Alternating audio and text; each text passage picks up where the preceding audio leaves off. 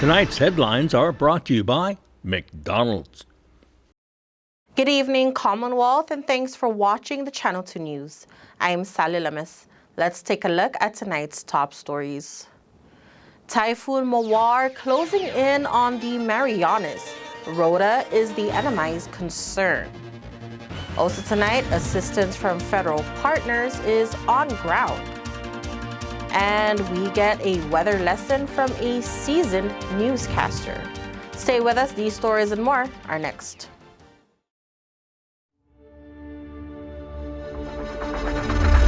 What's the move? Kinda wild out. Catch a groove. She said, where you going? What's the move?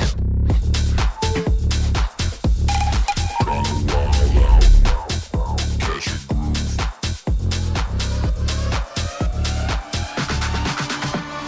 What's the move?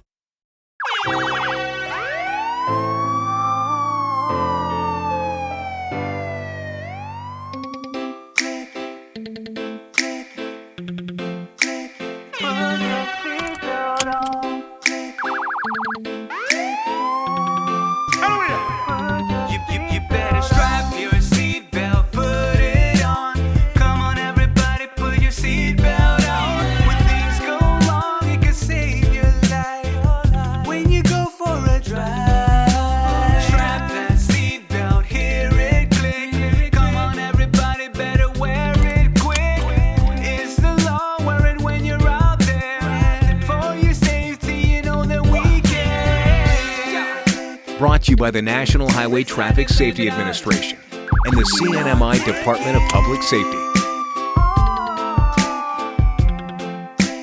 Click it or take it. Mickey D's McCrispy. Formerly known as the Crispy Chicken Sandwich, now has some respect on his name. Ba-da-ba-ba-ba. Real talk. The Spicy Crispy Chicken Sandwich should have been named Spicy McCrispy from jump. Ba-da-ba-ba-ba.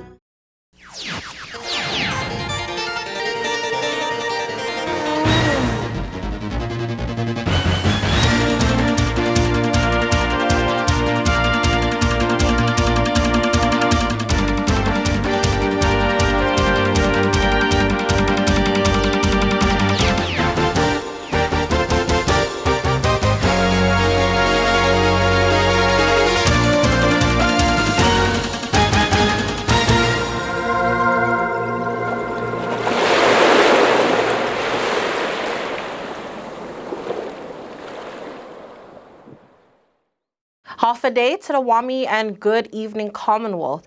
Today is Wednesday, May 24th, 2023. The local government is diverting all its resources over to Rhoda. Typhoon Mawar is predicted to go directly over Guam. We're at that stage where the storm is going to pass us early afternoon, we're hunkered down for Rhoda and as well as Saipan and Tinian. As of 2 p.m. this afternoon, Governor Arnold Palacios has maintained Typhoon Condition 1 for Rhoda and Tropical Storm Condition 1 for Saipan and Tinian. Typhoon Mawar is continuing its track towards Guam and Rhoda and is currently intensifying. Current sustained winds are at 140 miles per hour. The storm is moving slow, increasing flood risk and persistent winds for a long period of time. We have been doing this preparations, and now we're just discussing the recovery phase. We need to start, putting our plans together. What do we do after? And that this is the time now to do those plannings and identify how we're going to respond and assist. Governor Palacios says the impact of Typhoon Mawar will be major for Rhoda. The CNMI recently secured a presidential emergency declaration, which will further support emergency response and recovery efforts. I had a personal call from the Secretary of Homeland Security and the administrator of FEMA in DC. So certainly we appreciate all the efforts and concern that these folks have extended to us. Many of the focus has been centered to Guam, which Typhoon Mawar closed in on this afternoon. Palacios, for his part, has reached out to the Guam government to offer some support and comfort. I've communicated with Governor Liu and Lieutenant Governor Joss. We've encouraged each other and offered our prayers to each other, to our people across the Marianas, but I know that she's very, very busy also preparing. Probably right now the storm is hitting Guam, and we will continue to pray for them. And post storm, we need to take a look at what we can do to help them. I know they're probably be in a worse situation than we are, but as you know, they were here for us during U2 and Pseudo Lords. So I think it's fitting that we also reciprocate the help. We are basically one regional peoples, and we have to do that, and that's what keeps us strong. NMI residents are advised to stay indoors, stay off the roads and streets to allow emergency crew and road clearing vehicles to operate. Residents are also asked to refrain from being in the ocean as rough waters present dangerous conditions. Government offices will remain closed until an all-clear declaration is announced. The community is also advised that classes are canceled until Thursday, May 25th. And my tennis coach, Jeff Reyes, on the ground in Guam. Our Chris Nelson spoke with him moments ago as the wind has started to pick up. We're about 90 miles an hour at the moment, and the eye is projected to come right over the location where we are right now in about 1 hour. So with the winds at the center of the typhoon are 140 miles an hour, so it's pretty windy out here. And when it picks up by another 50 miles an hour, it's going to be pretty hefty. The generator just stopped working in the hotel, and the hotel maintenance people are working on it. Hopefully they'll be able to get it back working again so that we have power and water and air conditioning and refrigeration, that sort of thing, but we'll just see. Have you heard of any damage yet? I haven't, I don't know of any damage locally.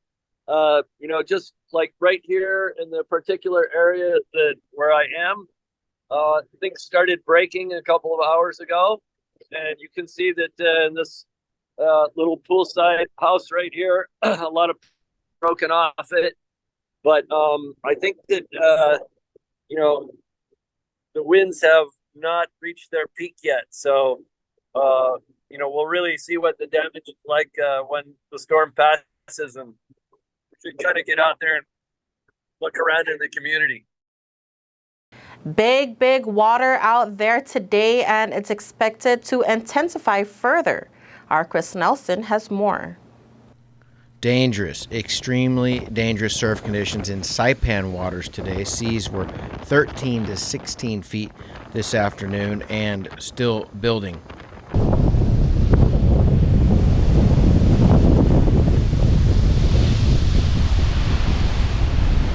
This was the ocean condition early this afternoon on the east side of Saipan overlooking Lau Lau Bay.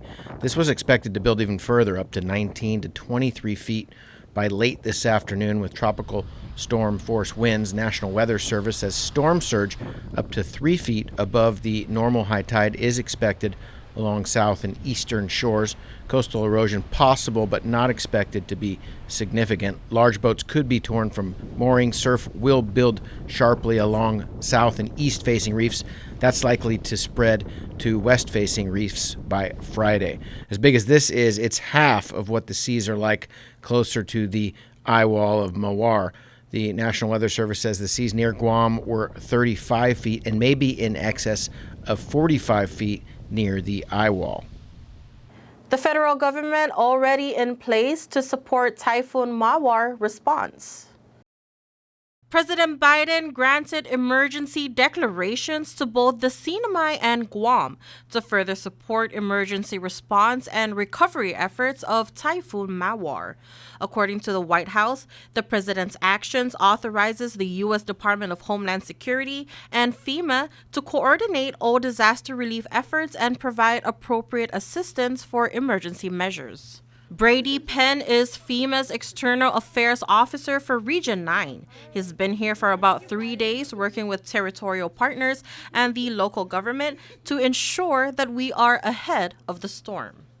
President Biden signed an emergency declaration earlier this week, which allows FEMA to move people and commodities into place to support the territorial government with any unmet needs should they arise during the storm. So that includes things like food, water, tents, generators, and then as well as personnel.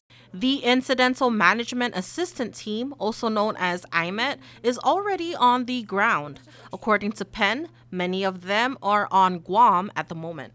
So between Guam and CNMI, nearly 100 personnel are on the ground between FEMA, other federal partners, and then of course we also have the DoD contingent and many other federal partners that are present here. So part of FEMA's role and the IMAT's role is to coordinate all of those federal organizations so that we can have a coordinated response led by, of course, the local government and the territorial governments.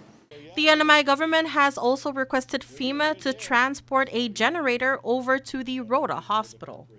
So the generators, I know that they have been pre-staged and they are, ready to be deployed as soon as it's safe to do so following the storm. And so as soon as we're able to assess the needs, regardless of the island, whether it's Saipan, Rhoda, anywhere in the CNMI or in Guam, as we expect to, we will be able to get those generators, food, water, anything else that we're called upon to do so. We'll be able to provide that.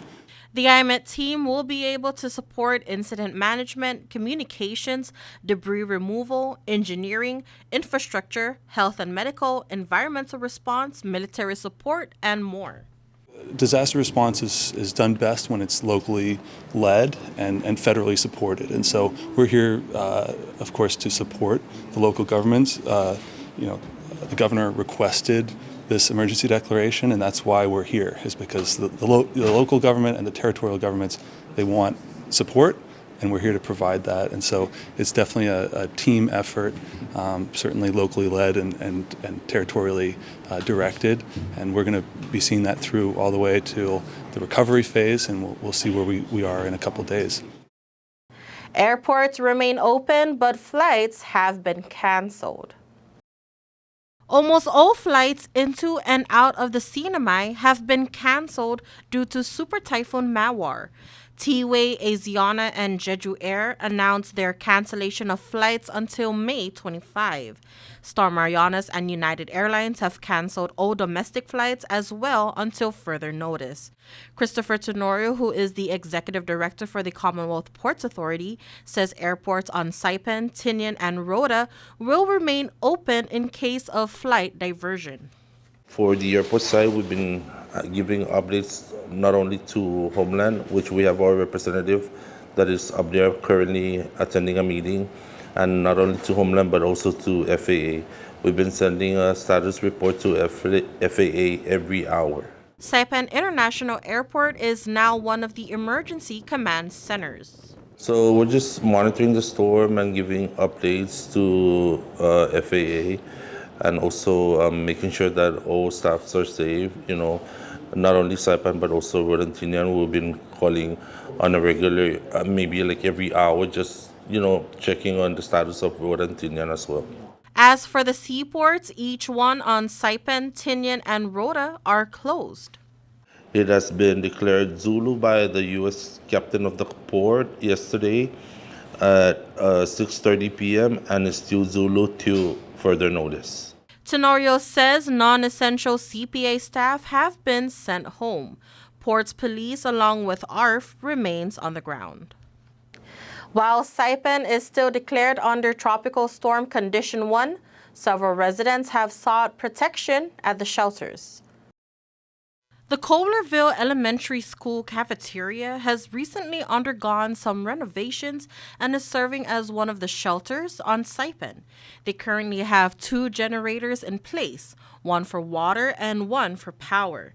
Shelter manager Alex Menor says they have 21 shelteries and operations have been running pretty smoothly. These are our regular people who come in, our regular shelteries, so they know the process, they know clean after themselves, help each other, when is our shower times, and they're really familiar with the schedule already. At Kohlerville, shelteries have a non-fire hazard designated cooking space at the stage and another space for washing utensils. Menor says they are in constant communication with PSS and Homeland officials for the latest storm updates. So from time to time they come and they're asking why is it sunny, why is it not windy, where's the rain? And I would pull up the website and show it to them and we're like, okay, it's currently next to Guam. And when it does get windy, we go outside, we check if there's kids, we pull them back in and stuff like that. KSPN spoke with 2 young kids who are seeking shelter at Kohlerville. My name is Julio and I'm 10. All right. So can you tell me, how did you feel when you first heard that there was another typhoon coming to Saipan? Shocked and scared. Okay. But do you feel more safe here at the shelter? Yes. All right. And what have you and your family been doing, just as we wait for the typhoon to come? We just eat and stand here and cook. As for 11-year-old Justin, he says he too felt scared when he heard the news of an incoming typhoon. But how do you feel now that you're here at the shelter? And not feel scared anymore. According to Governor Palacios, there are about 150 shelteries on Saipan and 25 on Rota. He does encourage those who may still need shelter to seek assistance from CODA. You can call the EOC State Warning Point at 670-237-8000 or CODA at 670-236-2682. All right, coming up, we get a history lesson from one of our former newscasters.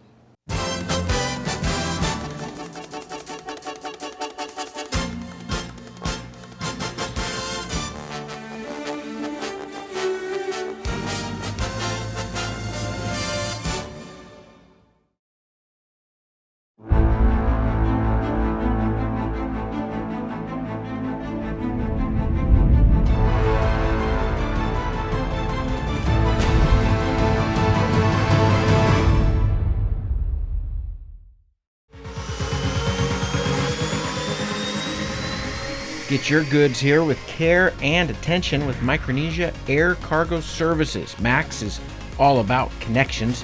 Daily flights to and from Guam, 4 times a week to Rota, and bi-weekly flights to Tinian. We are connecting the Marianas. Perishable goods, Home Depot furniture and appliances, even live animals, operating since 2013. Check out our Thursday special to Rota from Guam and Saipan. Call Max at 670-288-6227. If it fits, we'll take it. Half a day, Sinamai. Did you know that car crashes are the leading cause of death for children ages 1 to 13? In order to keep your children safe during a car crash, make sure you select the right type of car seat for their age and size.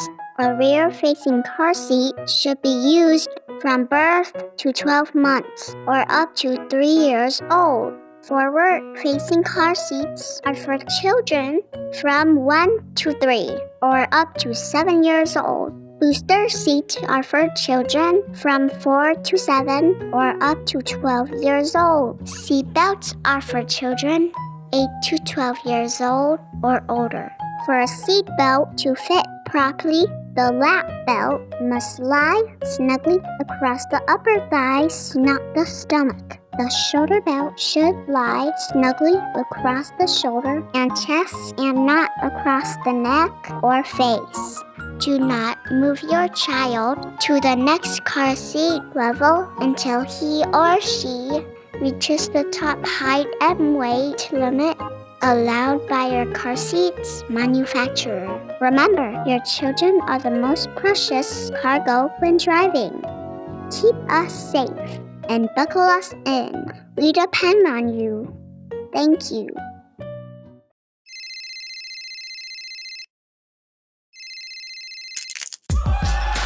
Need a new phone? Trade in now and get up to $500 off our best 5G devices. Trade in your older phone in any condition and step up to better savings and speeds only our 5G network can provide. Check out our website and catch up on the best mobile experience. Trade in now. Docomo Pacific. Better together.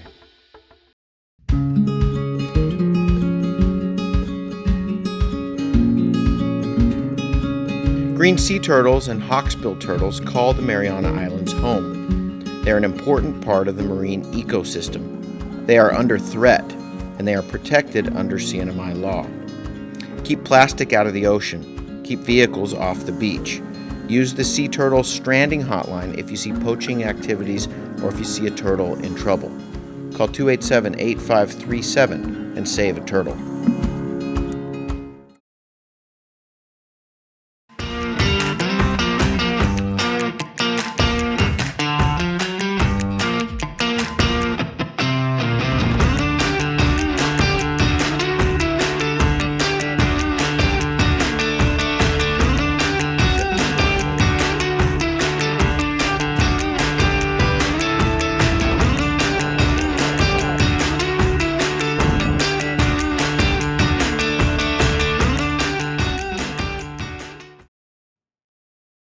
Welcome back to the Channel 2 News. May is pretty early for a major typhoon and for a former weathercaster. It brings back memories of Typhoon Pamela, which killed 11 people, 10 on Chuuk as it began to develop, and then 1 on Guam. Our Chris Nelson gets a history lesson with Bob Codine. Yeah, I was in Chuuk truck back then, but May 18th, 1976. And this was the beginnings of Super Typhoon Pamela. It was a tropical storm that originated in the southern part of Chuuk, the Mortlock Islands. It's the same area where this Mawar started, exact same area. And in 1976, that storm developed and then did a loop and joined another system. And so the two storms joined together and dumped 15 inches of rain on us in 2 days. And the ground was so saturated. There was a mudslide, and people that were living in this one part of Chuuk in a concrete house got buried in mud. 6 people survived that, but 10 were buried alive. That storm then moved up to Guam 3 days later on May 21st. It became a super typhoon and struck Guam, and 1 person died there as a result. And they had devastating winds, I believe, for 18 to 24 consecutive hours. Coldine, who anchored both sports and weather for Channel 2 and previously Channel 7, has seen a lot of these storms over the years. Yeah, I've been tracking it since May 18th, actually. And I've been following all of the warnings, and I was looking at all the projections, and they've been consistently off, and so they kept pushing this farther and farther south. So if you just did it as a trend, you could just see like every forecast farther south, farther south, farther south, and then the intensity really picked up in the last 2 days. And this is the phenomenon called rapid intensification. We saw that with Sotalor, and we also saw it with YouTube, where the storms greatly exceeded the projections. And this is because the water temperature now, the sea temperature, is higher than it's ever been, and it's triggering a phenomenon that's labeled rapid intensification. And I don't think that our computer models and weather forecasters have quite been able to come to grips with this, as it's a relatively new phenomenon that's I don't think is really well understood yet. NMI national tennis coach Jeff Reyes has been hunkered down on Guam. We spoke with him this morning as the storm was approaching. Everybody is preparing and doing what they can to get ready for the storm. The streets are empty. The stores are closed. We're here at the Wyndham Garden Hotel in Epau on Epau Road, close to the beach. The hotel has done a good job of putting things together for the most part, and the windows of the hotel have storm shutters, and they have a backup generator. I think that we're going to be fine, but you know, there's a lot of concern here in Guam. This is a super typhoon, and the forecast is that winds are going to be gusting as high as 200 miles an hour, and that's pretty scary stuff. So people are just really starting to hunker down now and just ready. You know, they've stocked up on the things that they need. The stores were very, very busy yesterday at Kmart. There was a line that probably was going to take at least an hour to check out of Kmart. The people were just really in there just getting everything that they needed to prepare for this. Now you're over there for a tennis tournament, so that means there's some kids and families from off island that maybe have never gone through a typhoon before. Did you get a chance to talk to any of them? Well, I'm looking after 2 kids from Saipan and 2 kids from Tahiti. The 2 kids from Tahiti came in and on Monday night, and they're staying with homestays. Actually, they're not with me, but the people who they're doing the homestay with, their houses are very solid. They have storm shutters, and you know, the kids are they don't seem to be, you know, too worried, but they've never been through anything like this. I think that people who have been through a super typhoon, you know, are more concerned. As the typhoon makes its way towards Guam, a golf course GM talks about getting ready for the damaging winds. Former Saipan resident John Kramer, now living on Guam. He's the general manager at Country Club of the Pacific, one of Guam's golf courses, and he talks about getting ready for this powerful typhoon. You had to get a golf course ready for this storm coming in. Tell me about the preparations. Oh, a lot easier than a lot of other places. My team did a great job, though. The maintenance crew, greenskeeping crew went out and they cut down some lots of branches in advance of trees that looked like they might be danger.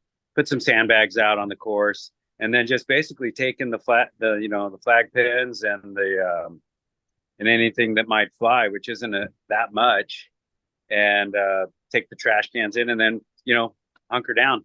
Lock everything up in the cart barn and the structure, shutters down, and I feel pretty safe about how the course will stand up. Typhoons mean wind and waves. Yesterday in Tumon Bay, kiteboarders were out, not something you see often in Tumon.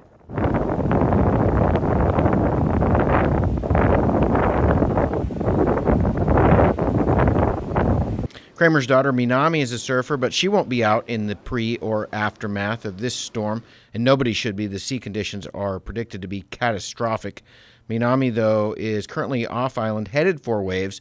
She recently competed in the longboarding championships in El Salvador and is headed back there this week to compete in a shortboard contest. Kramer's wife, Yoshie, is along with Minami, so Kramer is preparing for this storm alone. What is the mood on Guam amongst friends and family as this storm comes, especially this early in the season?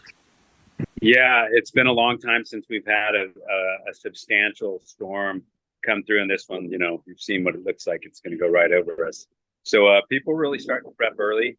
I felt like there was a lot of prep going on early. Monday, even Sunday evening, Monday, I started seeing a lot of people at the stores. Of course, there was the mad rush yesterday, the last minute. Payless was crowded. I ended up over there at like 10:30 in the morning, and they were closing 11:30, and it was parking lot full. You couldn't get a cart. But I mean, people were seemed like everybody was pretty and in the neighborhood, everybody hunkered down pretty early. So I feel like everybody's kind of on top of it, ready. We've had a few scares that have ended up going up your way. And so people kind of are ready. And, there's also the mood, though, that we know since we haven't had a typhoon in a long time, there's going to be a lot of branches, a lot of damage. We're expecting a lot of down, trees and stuff. With the storm now pummeling Guam, we probably won't have any damage estimates until later in the day tomorrow. Chris Nelson for the Channel 2 News.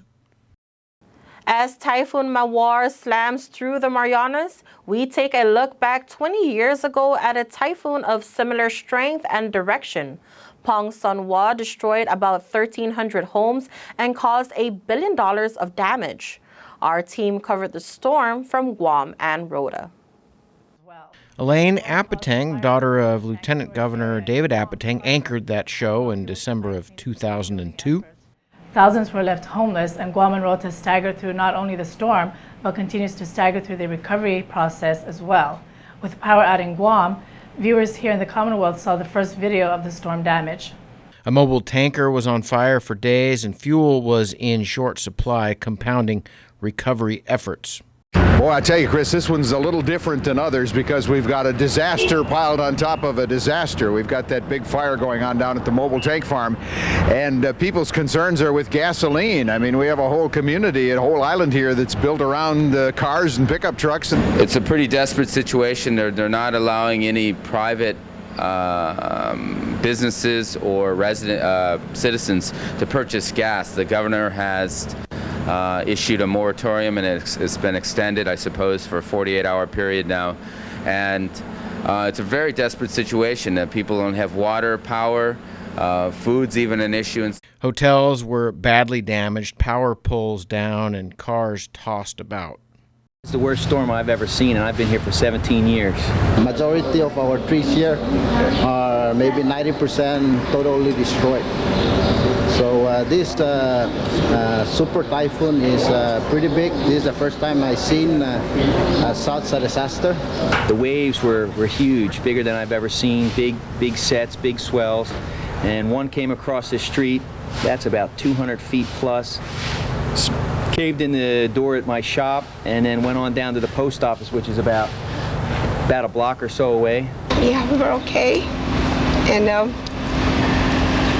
we have a 75-year-old lady in our house, my mother-in-law. She was really scared. She has hypertension, so we're kind of worried about that. We really prayed a lot. We like say the rosary every 10-15 minutes. There's another one also totally damaged the room, and temporarily I accommodated them on the store instead of selling something or what for humanitarian. In our case, our buildings are gone. Those images from Typhoon Pong Sonhwa, which hit Guam and Rota in December of 2002. Chris Nelson, Channel 2 News. Premium office space is available now at the Hermosa Vista Business Park on Capitol Hill. Features include dedicated parking, fast internet, backup power, good water, and natural light throughout to go along with the very best views on Saipan. So don't settle for space when you can get peace and peace of mind.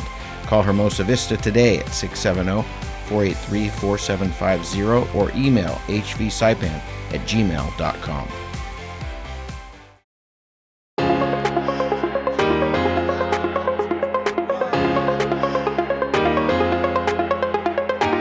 Hey, golfers, come north and practice your game at the Marianas Driving Range. New Year's local specials. 10-piece coupon books available for just $60. That's a $10 savings. Want to get really good? Come work on your swing every day for just $99 per month. It's our practice pass, and you're going to love it. Grab your passes and go straight to the range.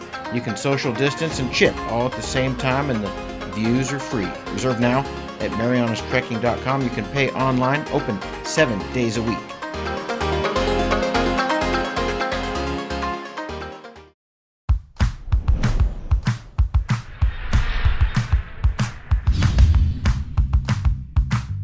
Hi, I'm Dre, one of the personal trainers here at Goat's Gym, and today we're going to go over the Kettlebell Deadlift.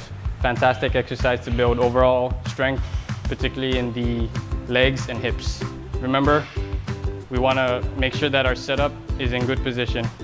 If you set up in a bad position, it's not going to look good and it's certainly not going to feel good. So a common error setup is obviously a rounded upper back. 2 simple ways of correcting that. All I'm gonna have Vince do here is extend his arms up here, and all he's gonna do is think about reaching long and pushing his hips back. Reach long and push your hips back. So as you can see, he's already in good position. Now all he's gonna do is grab that kettlebell. He's got tension in his legs and in his back. All he's gonna do is just stand up tall, finish with his glutes.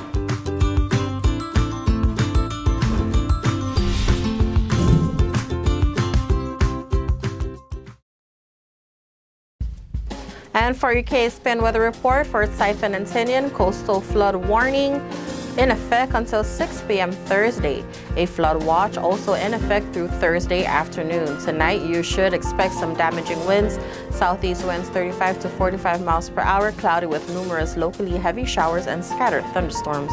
Lows around 74. Tomorrow, very windy southeast winds 30 to 40 miles per hour, but will decrease to 25 to 30 in the afternoon. High tide is at 1:21 a.m., low tide at 5:45 p.m., although the CNMI government is advising everyone to stay out of the waters. And there you have it. That is your Wednesday edition of the news, sports, and weather here in the Marianas. Thank you so much for watching the Channel 2 News. We hope you all stay safe during Typhoon Pam, and we'll see you back on Friday with more.